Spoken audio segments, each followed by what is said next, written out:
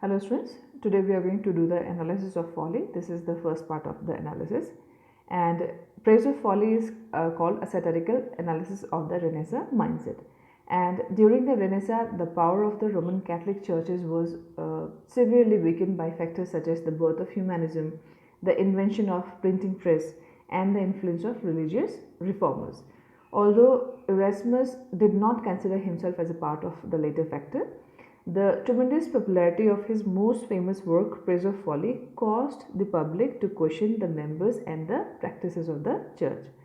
So, in the span of 150 pages, Folly, a Greek goddess, who is also the narrator of the book, makes fool of virtually all respected people of Renaissance, including the kings, philosophers, authors, and especially the clergy.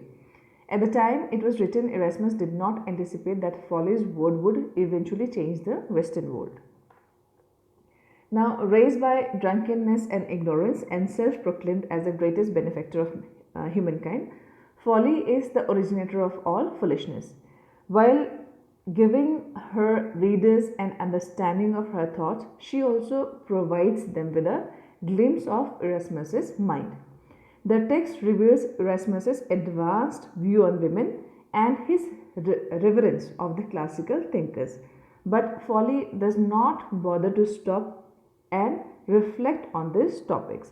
It is only upon starting the second half of her monologue, the criticism of the clergy, that the audience can see the true message Erasmus wishes to convey with the praise of Folly. Now, praise of Folly's general criticism of the Roman Catholic Church focuses on the three topics of discussion, that is, the wrongdoings of the theologians, the strain from the philosophy of Christ, and the corruption of the supreme pontiffs.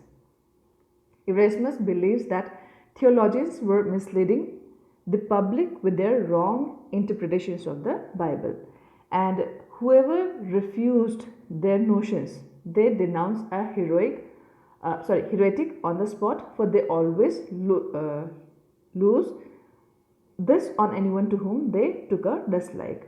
Now, through Folly, Erasmus humorously points out that theologians can describe everything in hell down to the last detail as if they had spent several years there, and suggests they should spend less time with their destruction of the Christian faith and more time actually reading the gospel.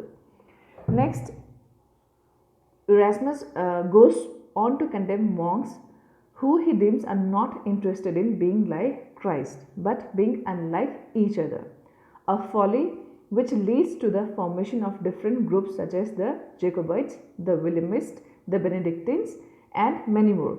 He feels that Christians should simply be concerned with making the life of Christ the example, and that the separation of Christians caused the focus to be shifted off of Christ and onto petty matters. Erasmus asserts the notion that most monks were forever self-glorifying, and their thirst for power was a shadow cast over many aspects of their lives. Nearing the close of the book, Erasmus delivers yet another heavy blow with his analysis of the church's authority. He accuses the supreme pontiff of being power hungry and greedy, for if they mean to take the place of apostles who were poor men, they should either renounce their ambition for the office they held and resign without the further regrets. Now, in comparison to the life of purity and pity, they should be living the church and wealth and honor, sovereignty and triumphs, taxes and indulgence, according to Erasmus. All of which would ideally be replaced with the readings of scriptures, with prayers and with sermons. In general, Erasmus strongly disapproved of the excess of the church which were brought attention of the public with the praise of folly. The message conveyed by Erasmus are so effective because of the structure and style in which he writes this book. Praise of Folly begins with Folly cheerfully speaking to her audiences as if they were sitting in front of her.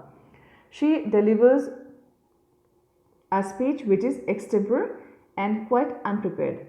allowing readers to feel that the words are being spoken spontaneously.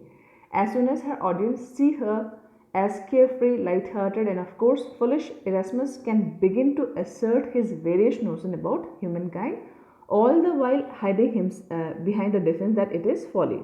It is folly who is speaking, not Erasmus.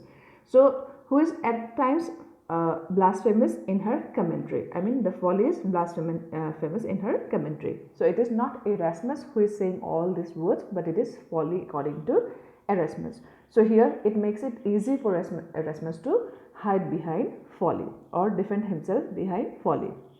This is all for today's analysis. We'll continue further in our next lecture. Thank you all.